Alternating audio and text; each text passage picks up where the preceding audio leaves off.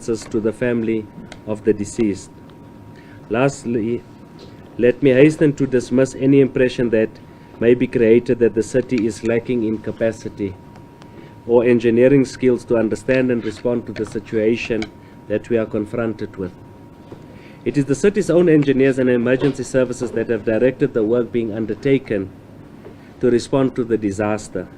We appreciate the fact that there are specialized skills that in the ordinary day-to-day functioning of the city are not required, but we are pleased that through our panels of professional services and with the immediate support from the private sector through the JCCI, we have been able to bring into our teams for the best of the best in terms of the skills to be able to assist our residents out there.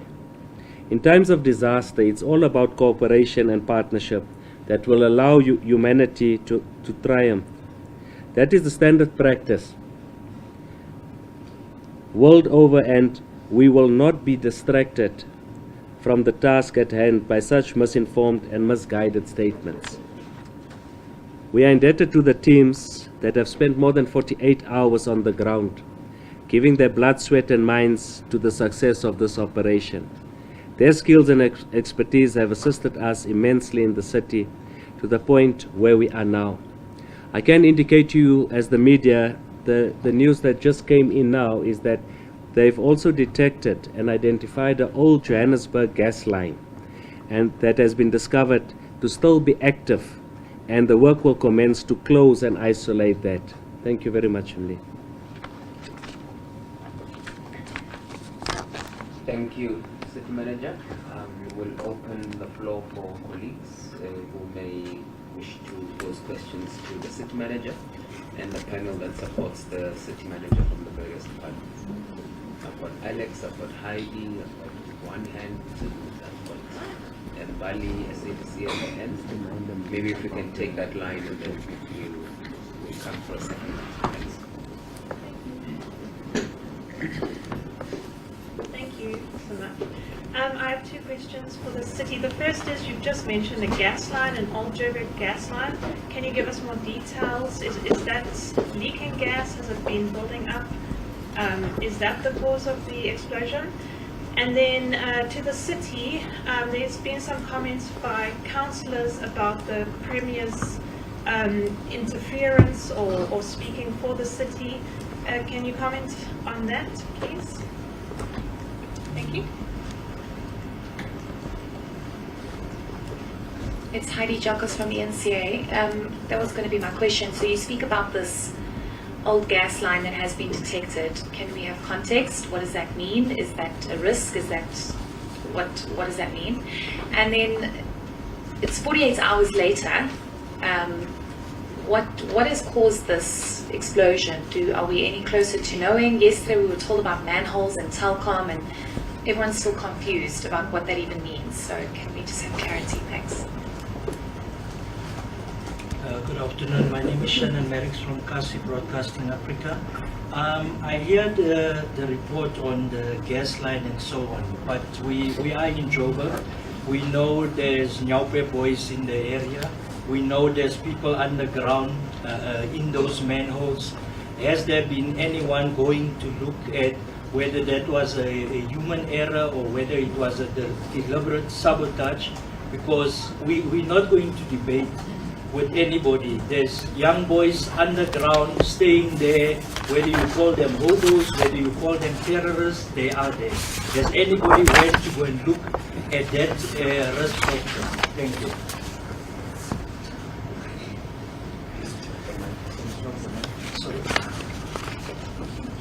Limited talk for SABC News. My question is pertaining to the buildings and the integrity of the buildings. We understand that there is a report, and there are reports suggesting that the buildings can still be habitable, however, rather occupied. However, my colleague who was in the city has seen that the holes and the sinkholes are actually getting wider and bigger, and is worried that this could compromise the integrity of the surrounding buildings. Can you speak to this, or give certainty that the buildings in the area are indeed safe for people to live in. Thanks, colleagues. Over to you. Thank you very much. Indeed, I will request Johan to indicate and to provide detail specifically with the associated risk with regard to the line that we've just detected. Indeed, it's 48 hours later. We are getting closer to establishing what it is, and the team will explain to you the number of gas lines that we have in the area and the work that has been done, as well as the detection that we've got. So that results we will provide to you now. With regard to the underground and the infrastructure, indeed what we've done, and we've indicated this yesterday, we are using technologies and drones that we've managed to fly into those particular areas. There are still areas that we cannot access due to the level of rubble and the rubble that we still need to remove. And with your permission, we will probably then even present to you and show you what it is that we found and how we could see some structural damages within that particular area. In terms of the buildings and its integrity, we can indicate to you, we've done a test, we've sent through teams to double check and to check in terms of leak, gas leak detections and so forth. We now have the building controls officer, environmental health, and a multidisciplinary team that is going into each and every building, floor per floor. And the indication that we received on that area where it seems that it's wider, it's only where the rubble is now starting to break and where it's starting to move. That's the level that we are having now. So I will give over to Johan just to touch on the technicalities with regard to that. Johan? Yes, thank you. I can confirm that. I think if we start with the new line that was discovered, we are aware of the old line, and most of the areas the old line is inactive. The Igoli lines have been isolated, and there's numerous valves that are excavated to make sure it's all isolated. And they even cut the main line in some space, and we tested it is zero gas there, so it's absolutely sure there's no zero gas.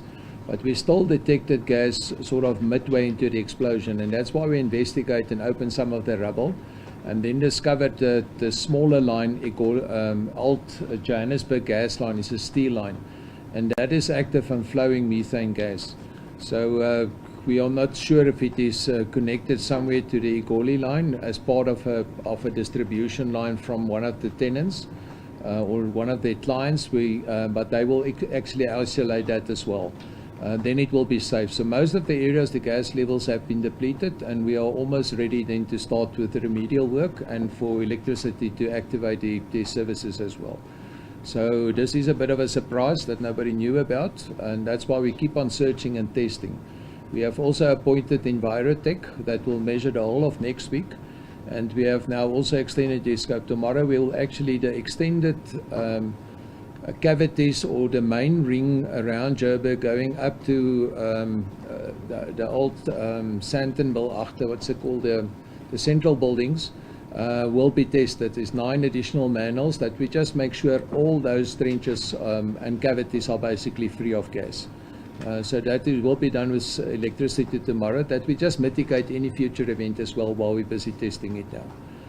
But I will be testing the whole of next week from environmental air quality perspective as well as gas presence. When we look at a question of the cracks, the buildings itself are basically all piled and the foundations are deep down. They're totally unaffected by the explosion in the center of the road. So what we see, the cracks that opening, to explain to you, and these cavities underneath that was built, the tunnels, are about 4 meters deep and about 3 to 4 meters wide. It differ from the top to the bottom.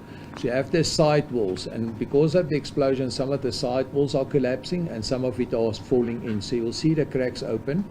We'd actually recommend you not to go there, because I've seen some of the cracks open since yesterday. There's one region that a side wall will collapse and just fall into that cavity and fill it up. So there's no danger to the building. It's 50 meters away from the building, the crack that is showing movement. But if you go close to there with heavy vehicles or stand on a side, you may actually slide in with it. So it is a dangerous zone, and stay away from it. I've seen a lot of your media people, unfortunately, in the area. And it's not wise to be there. It is risky at this stage still.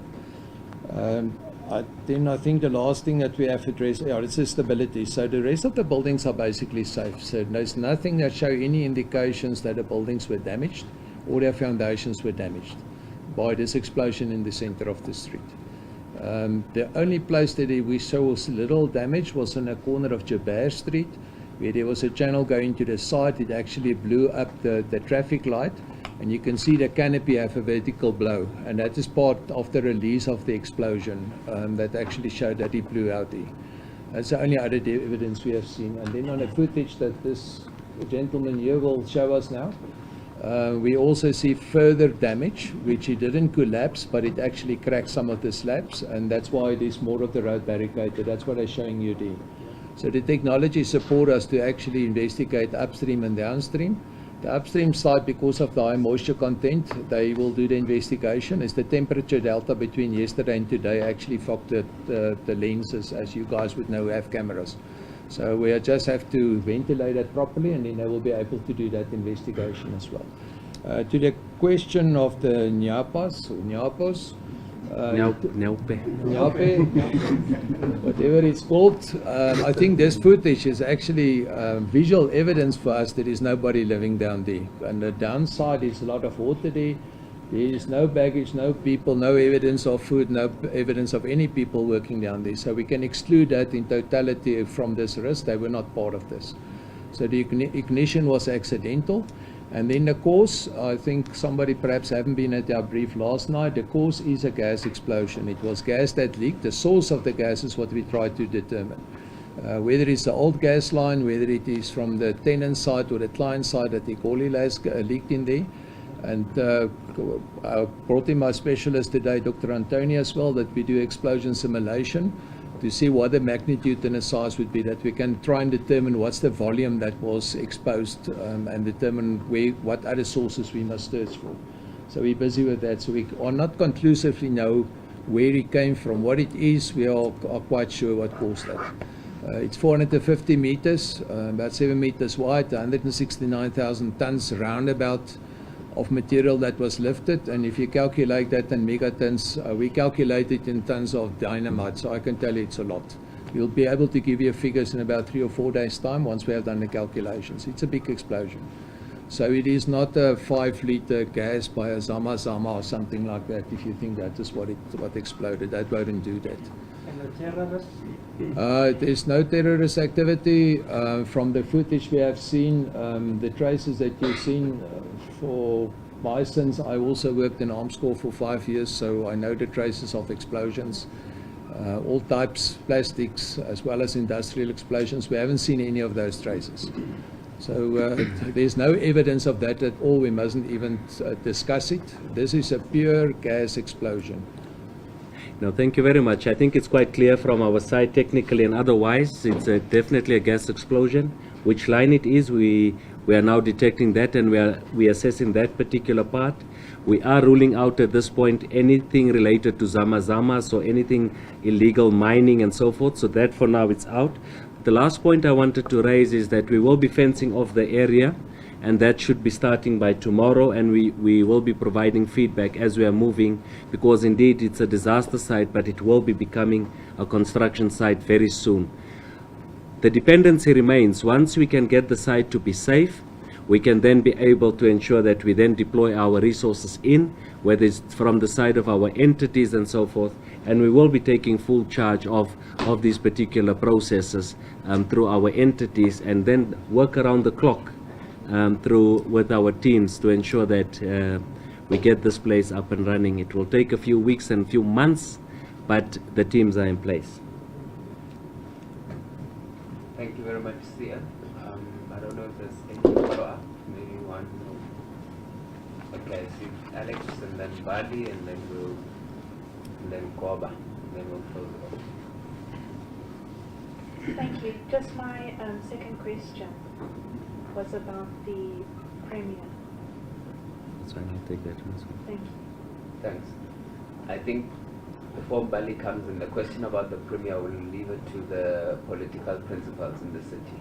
I think this is more a technical briefing, and it is focused direct on what is happening on the ground and the response as it pertains to the technical issues. Bali. My question was also going to be political. I was going to add to Alex's question. Yeah, I'll deal with the political one later. Goba? Yeah, Teresa Goba from Eyewitness News. I just want to get clarity. There was some police commissioner released a statement about some missing child. I just want to get clarity. Has everyone been found? Are there any searches that are happening? Was there any missing child? Anything like that? My name is Fana. I'm from EMS. In regard to that, we are also working hand in hand with the footage that you just saw to try and search for the kid. Yes, there was a information that was given that there was a missing child, but we are doing all in our powers to try and search for the child, and working hand in hand with the SAPS to try and have more information from the siblings to say that is the child missing or just getting more information. But we are working with the team to try and get the footage, because for now it's not safe to send any of our technician underground because of the integrity of the structure. Like we've said yesterday, any form of search and rescue can really only start as and when we can do rubble removal. But before we can do any form of rubble removal, we need to declare the area safe through our technical teams. So that work can only start. And also last night we've mentioned, and it remains the same, we will not be able to send in any heavy machinery. So whatever we will be doing, that removal of rubble will be done by hand.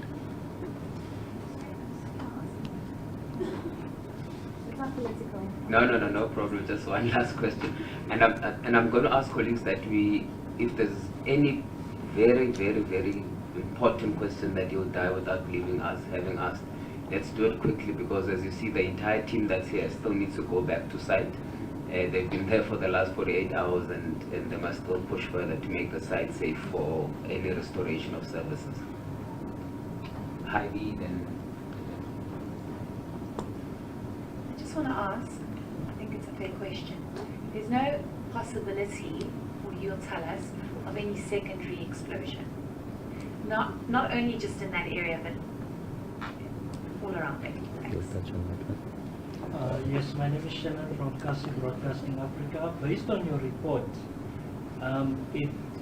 it sounds like you can't confirm or you don't want to deny that there's still people underground, because you don't know. You can't find the missing child. So at this stage, you can't say for sure whether there's 1 or 2 or 10 Nyaope boys that were stealing steel underground and they died during the explosion. How do you respond to that? Yeah, so let me take that particular question. We are trying to provide you with some level of comfort, but it does seem that when we respond to you, you keep on making certain allegations, and we would want to say to you, at this point we cannot confirm some of the issues that you are now making. We are saying to you, we are using technology, we've deployed the best of technology to go into these particular areas. We are saying to you, it's a disaster site and some of this rubble must be removed. But also technically we are saying to you, it is really clear to us that people cannot live there when we look at the footage that we do have. Next time we can make time and really go through the footage, and once you start seeing us moving through the tunnels, you would see that there's water and so forth, and there's no sign of life per se and so forth. The last one I will give that the one of the possibility of a secondary explosion through to the technical team as well. Before Johan comes in, I think let's take that last question by Mbali, so that by the time Johan comes in, we then close it. Mbali. Okay, Valentin Tetwa, SABC News. This is pertaining to the last report that was issued by the Provincial Police Commissioner, saying that no one has come forward and opened a missing case person. Has someone come forward now? Are you sure and certain that there are people who are missing, and have you been in contact with the nearby police stations to see if there are any missing persons reports?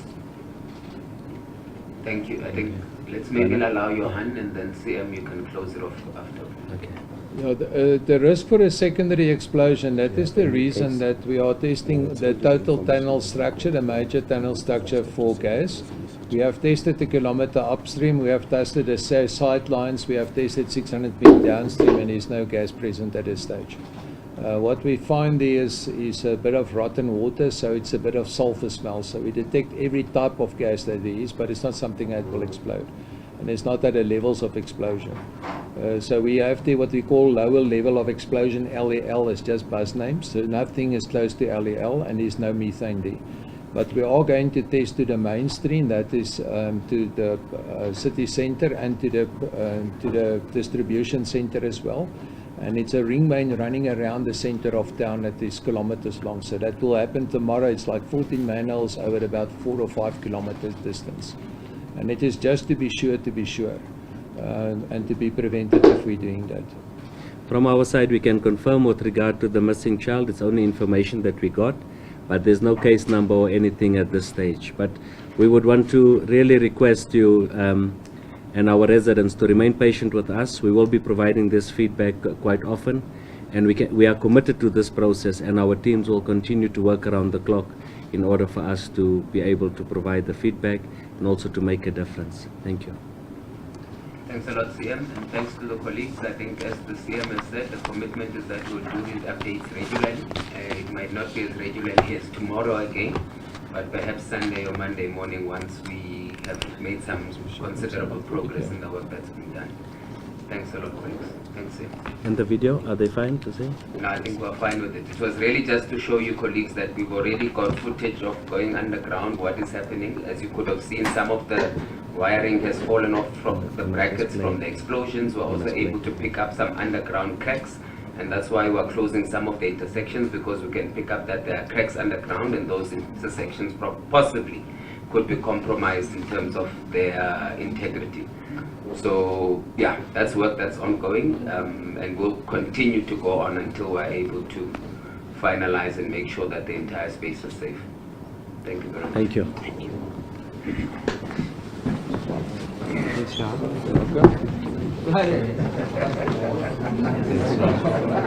Thanks, MD.